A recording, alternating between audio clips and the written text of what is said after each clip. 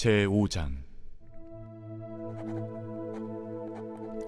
들으라 부한 자들아, 너희에게 임할 고생으로 말미암아 울고 통곡하라. 너희 재물은 썩었고 너희 옷은 좀 먹었으며 너희 금과 은은 녹이 슬었으니 이 녹이 너희에게 증거가 되며 불같이 너희 살을 먹으리라. 너희가 말세에 재물을 쌓았도다. 보라, 너희 밭에서 추수한 품꾼에게 주지 아니한 삭시 소리 지르며 그 추수한 자의 우는 소리가 만군의 주의 귀에 들렸느니라. 너희가 땅에서 사치하고 방종하여 사륙의 날에 너희 마음을 살찌게 하였도다. 너희는 의인을 정죄하고 죽였으나 그는 너희에게 대항하지 아니하였느니라. 그러므로 형제들아, 주께서 강림하시기까지 길이 참으라.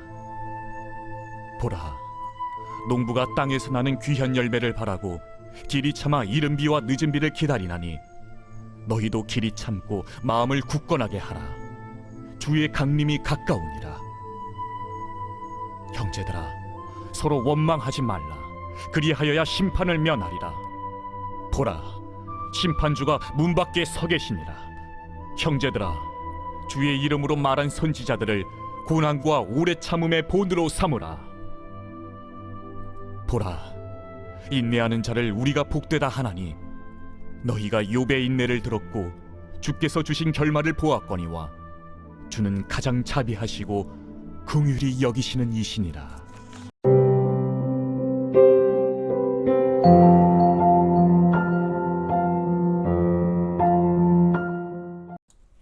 여러분 반갑습니다. 오늘도 큐티로 여는 기막힌 하루입니다. 본 말씀 야고보서 5장 1절부터 11절의 말씀입니다.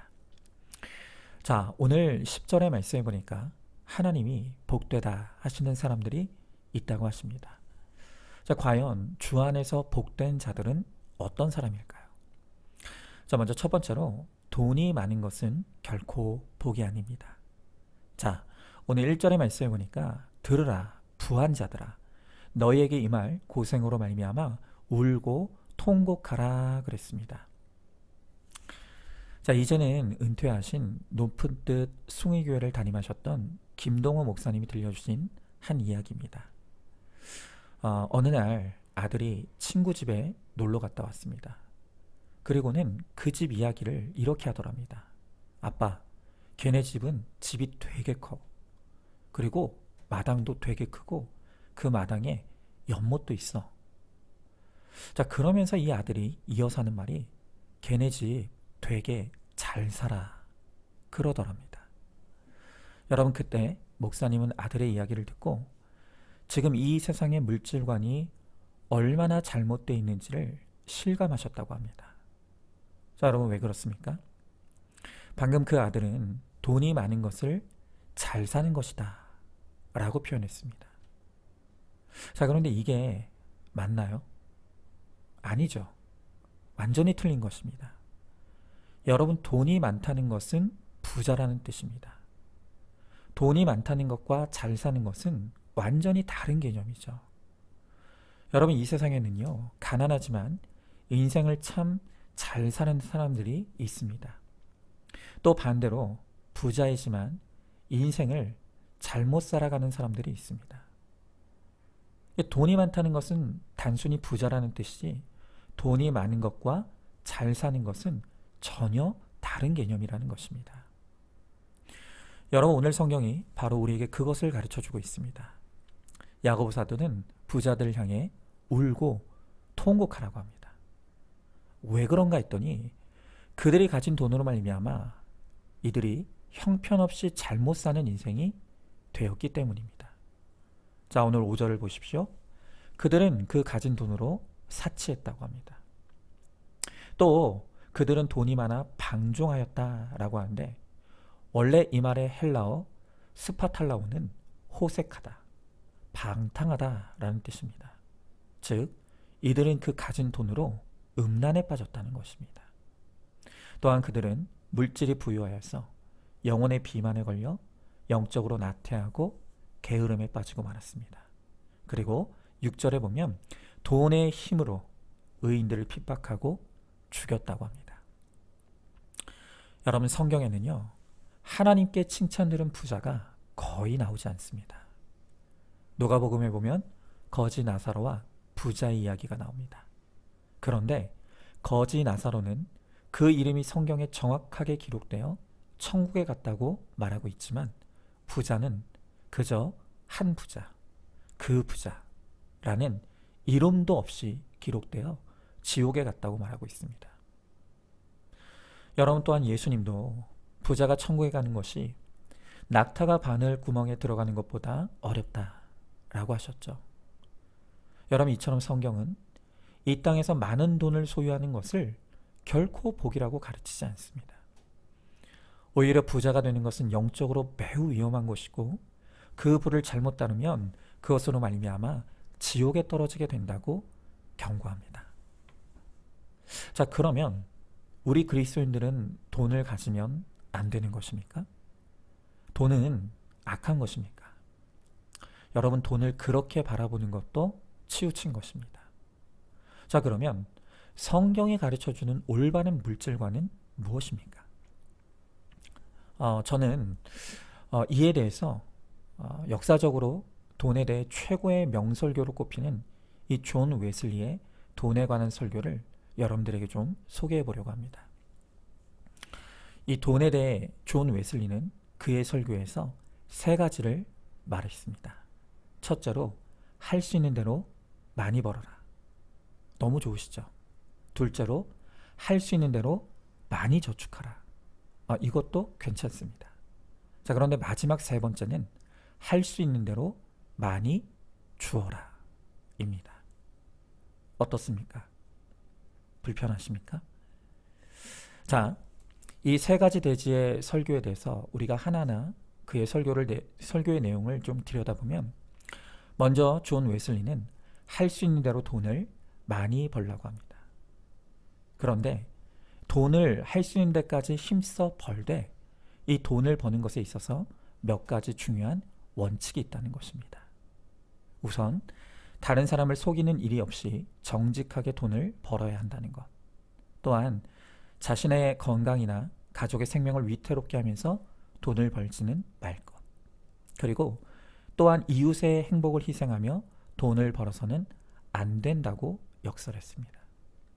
자, 결국 우리가 힘써 일하고 힘써 재물을 벌되 정당한 방법으로 취득해야 할 때에만 그것이 하나님의 선물이 될 수 있다는 것입니다. 자, 이 웨슬리는 돈을 벌었다면 그 다음 두 번째 원리로 할 수 있는 대로 많이 저축하라고 합니다. 그리고 우리 성도들이 성경의 원리를 따라 검소하고 절약하는 삶을 산다면 저축은 필연적인 것으로 보았습니다. 그는 이렇게 이야기합니다. 단지 욕망에 빠뜨리는 데 사용하는 모든 경비를 중단함으로, 즉 육신의 정욕, 안목의 정욕, 생활의 허영심을 충족시키는 데 소비되는 모든 경비를 중단함으로 저축을 실현할 수 있습니다. 그랬습니다. 자, 그렇죠? 존 웨슬리는 우리에게 필요 없이 좋은 옷, 보석, 값비싼 가구, 사치품 구입, 도박, 또 술 취하고 방탕하는 일에 우리의 돈을 아낀다면 저축은 결코 어려운 것이 아니라고 가르칩니다. 자, 그러나 이 저축에 있어서도 우리가 조심해야 될 점이 있습니다. 웨슬리는 저축을 위한 저축은 성경적인 정신이 아니라고 합니다. 우리의 삶을 위해 꼭 필요하고 편리한 것 이상의 과도한 저축은 오히려 축제이며 그것은 우리의 탐욕이고 죄라고 가르치는 것입니다. 자, 이제 이 존 웨슬리의 마지막 돈에 대한 가르침이 있습니다. 그것은 바로 할 수 있는 대로 많이 주라는 것입니다. 그는 우리가 힘을 다해 돈을 많이 벌으려고 했고 또 번 돈을 저축하라고 했습니다. 그러나 그것은 목적이 아니라 수단에 불과한 것이라고 말합니다. 돈을 많이 벌었다면, 그래서 많이 모았다면 그 돈을 가지고 해야 될 일은 하나님이 기뻐하시는 뜻을 실현하는데 그 돈을 사용하고 나눠야 한다는 것입니다. 저축한 돈으로 선교하고 가난한 이웃들을 구제하고 고통받는 이웃들을 돌아보게 될 때 비로소 돈은 가치 있고 선한 수단이 된다는 것입니다. 이 존 웨슬리는 그리스도인들이 자기 파멸에서 스스로를 지키고 구원하려면 물질을 쌓아두지 말고 끊임없이 물질의 선용을 고민해야 한다고 합니다. 그리고 물질을 잘 사용하는 것이 바로 거룩을 이루는 길이다 라고 가르쳐 줍니다. 여러분, 최선을 다해 열심히 정직하게 일하여서 할 수 있는 한 많은 돈을 버시기 바랍니다. 그리고 그 돈을 내 정욕을 위해 쓰는 일에 낭비하지 마시고 최대한 저축하시기 바랍니다. 그리고 그렇게 모아진 돈을 하나님이 기뻐하시는 뜻을 실현하는 일에 할 수 있는 한 많이 쓰고 나누시기 바랍니다. 바로 그 사람이 잘 사는 사람이고 복된 사람입니다. 자, 한번 질문해 봅니다. 정직하고 성실하게 일하여서 힘써 돈을 벌고 있습니까? 돈을 정욕과 사치에 낭비하고 있지는 않습니까? 열심히 벌고 모은 돈을 하나님이 기뻐하시는 뜻대로 힘써 사용하고 나누고 있습니까? 지금 나는 어느 부분에서 물질을 잘못 사용하고 있다고 생각하고 있습니까? 자, 두 번째로 길이 참는 자가 복이 있습니다. 자, 오늘 본문의 7절, 8절 말씀해 보니까 그러므로 형제들아 주께서 강림하시기까지 길이 참으라. 보라, 농부가 땅에서 나는 귀한 열매를 바라고 길이 참아 이른 비와 늦은 비를 기다리나니 너희도 길이 참고 마음을 굳건하게 하라. 주의 강림하심이 가까우니라 그랬습니다. 자, 우리가 방금 읽은 두 구절은 연속으로 주의 강림하심과 인내를 강조하고 있습니다. 우리가 이 땅에서 거룩한 삶을 살기 위해서는 참고 인내해야 될 일들이 정말 많습니다. 우리가 거룩을 목적에 두고 살아가는 삶은 끊임없이 죄의 유혹과 싸워야 합니다. 핍박도 견뎌야 하죠. 또 믿음의 연단과 훈련도 잘 통과해야 합니다. 그러나 이 땅에서의 삶은 잠깐입니다.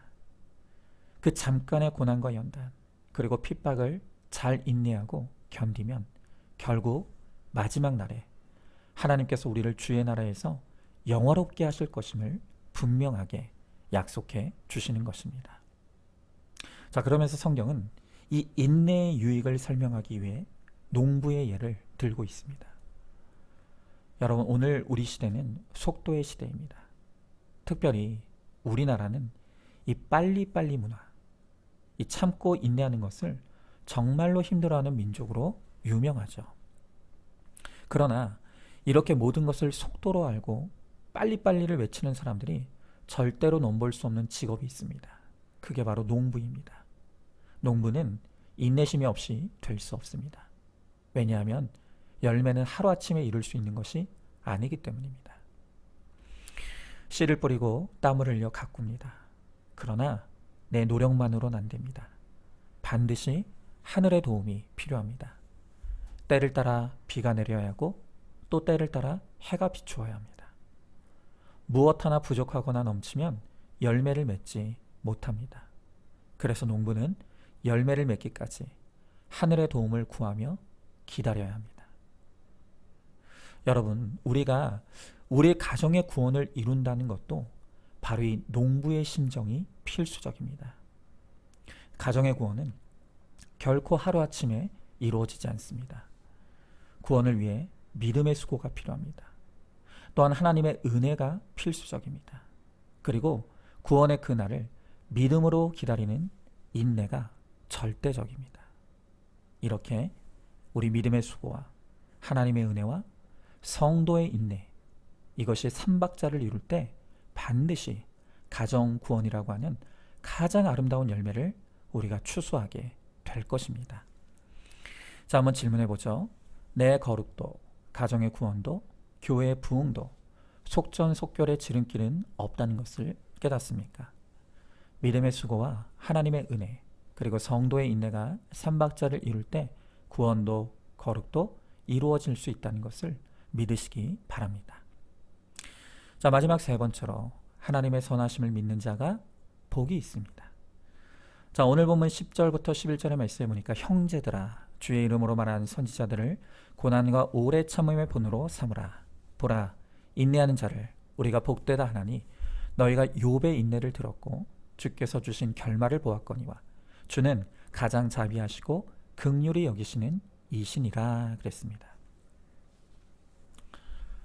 자, 우리가 구원과 거룩을 위해 믿음의 인내를 이루며 가고 있습니다. 하지만 때로는 그 인내의 과정에서 지치는 순간이 오기도 하고 정말 이렇게 인내한다고 되는 것일까 하는 이 회의와 의심의 순간이 찾아오기도 합니다. 영적 침체가 오는 것입니다. 자, 그렇게 우리 영혼의 침체의 어두운 밤이 찾아왔을 때 우리가 어떻게 해야 그 영적 침체에서 빠져나올 수 있을까요? 자, 오늘 성경은 이 영적 침체를 이기는 비결을 우리에게 가르쳐 줄 때 우리보다 앞서 믿음의 인내를 이루어 승리했던 믿음의 선배들을 보며 위로받고 격려받아야 한다고 가르쳐 줍니다. 자, 그러면서 오늘 성경은 욥의 인내를 우리들에게 보여주고 있죠. 욥은 하나님을 믿는 믿음에 신실했습니다. 정직한 자였고 의로운 자였습니다. 그런데 이런 욥에게 인내할 수밖에 없는 수많은 시련이 찾아왔습니다. 그는 재산을 잃었고요. 자녀도 잃었습니다. 건강도 잃어버리고 말았습니다. 자, 그때 이 욥의 고난을 옆에서 지켜보던 그의 아내는 차라리 하나님을 욕하고 죽어라, 자살하라 그렇게 말했습니다. 자, 우리는 이 욥의 고난을 바라보는 아내의 이 말을 통해서 고난을 해석하는 이 세상 사람들의 방식을 엿볼 수가 있죠. 여러분, 이 세상 사람들에게 고난은 그냥 불행한 것입니다. 그리고 우리에게 이런 불행을 허락한 하나님은 나쁜 하나님입니다. 여러분, 바로 이것이 고난을 해석하는 이 세상 사람들의 방식입니다. 자, 그러나 욥은 고난의 때에 자신의 고난을 그렇게 해석하지 않았습니다. 그는 이 고난이 당장은 그 이유를 다 알 수 없지만 반드시 이 고난에 유익이 있음을 믿었습니다. 그러므로 이 고난을 허락하신 하나님은 선하신 분이심을 그가 끝까지 믿었습니다. 욥은 선하신 하나님께서 허락하신 고난 안에 반드시 축복이 있음을 믿고 인내하고 결단합니다. 그리고 그는 욥기서 23장 10절에서 유명한 이 고백을 합니다. 그러나 내가 가는 길을 그가 아시나니 그가 나를 단련하신 후에는 내가 순금같이 되어 나오리라. 아멘. 욥은 자신의 고난을 올바르게 해석했습니다. 그리고 그 고난의 때를 인내했습니다. 그리고 그 인내의 열매로 고난 당하기 전에 누렸던 그의 복에 정확하게 2배의 복을 얻고 누리게 됩니다.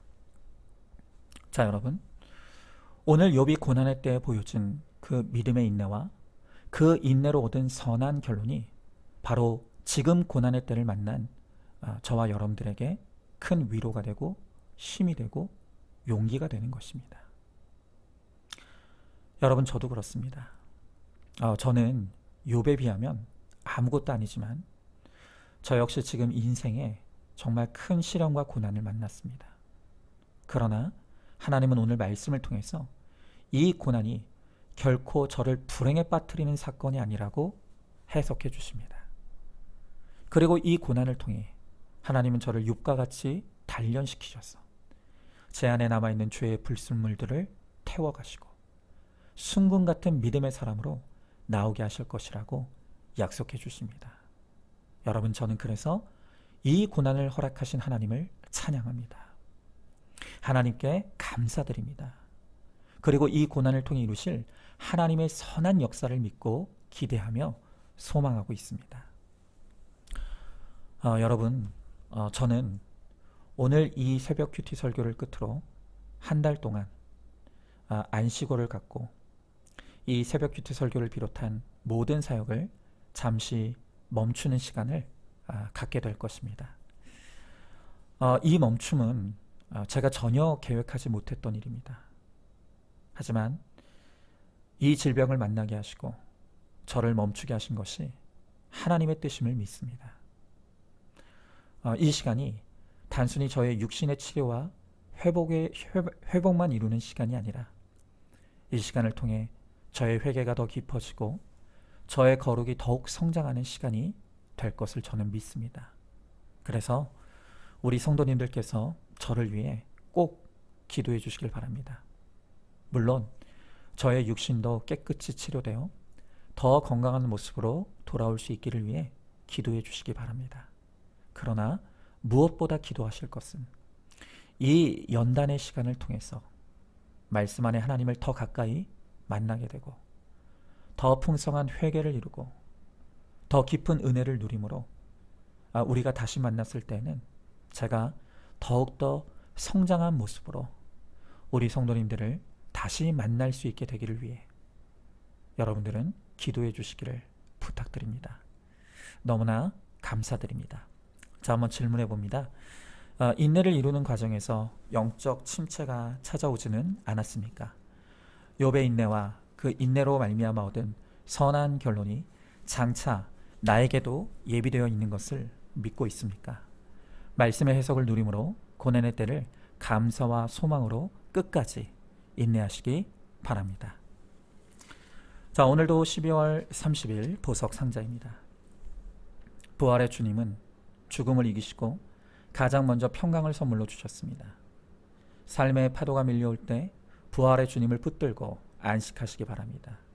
안식할 때 평강이 찾아옵니다. 아멘. 우리 함께 기도하겠습니다. 주님, 오늘 주님은 이 말씀을 통해 주 안에서 복된 자가 누구인지를 우리들에게 가르쳐 주십니다. 이 세상의 물질을 우상 삼지 아니하고 이 물질을 통해 하나님의 뜻을 실현하는 자,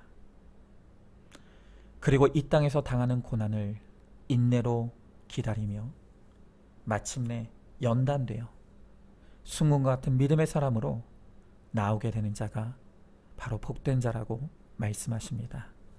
주님, 오늘 주님께서 저를 향한 기대가 있기에 저를 더 거룩하게 하시려고 저에게 이 시련의 사건을 허락하시고 말씀을 통해서 이 시련이 불행한 사건이 아니라 저를 연단하고 단련하여 순금 같은 믿음의 사람으로 나오게 하시는 하나님의 은혜의 사건이고 축복의 사건이라고 해석해 주시고 말씀해 주십니다. 주님, 이 말씀이 나를 향한 하나님의 음성으로 들립니다. 그래서 감사합니다. 그래서 기대하고 소망합니다. 주님, 저에게 허락하신 이 고난을 주의 말씀의 인도를 받아 잘 통과할 수 있게 하시고, 그래서 이 고난 당하기 전보다 그 후가 더욱 저의 회개가 깊어지고 더욱더 저의 거룩이 성장하여서 주님을 기쁘시게 하며 또한 성도들을 위해서 더욱더 헌신하는 하나님, 주님께서 기뻐하시는 종이 될 수 있도록 이 시간을 선하게 사용하여 주시옵소서. 비록 저는 멈추지만 그 시간 동안 주님께서 우리 교회를 지켜주시고 우리 사랑하는 성도들 더 가까이 만나 주셔서 오히려 이 시간이 영적 부흥의 시간이 될 수 있도록 우리 주님께서 반드시 함께 하시고 역사하여 주시옵소서. 믿사하며 사랑이 많으신 우리 예수님 이름 받들어 기도 드리옵나이다. 아멘. 오늘도 큐티로 기막힌 하루를 살아내는 하늘 가족 공동체 우리 모든 성도님 되시기를 주님의 이름으로 축복합니다.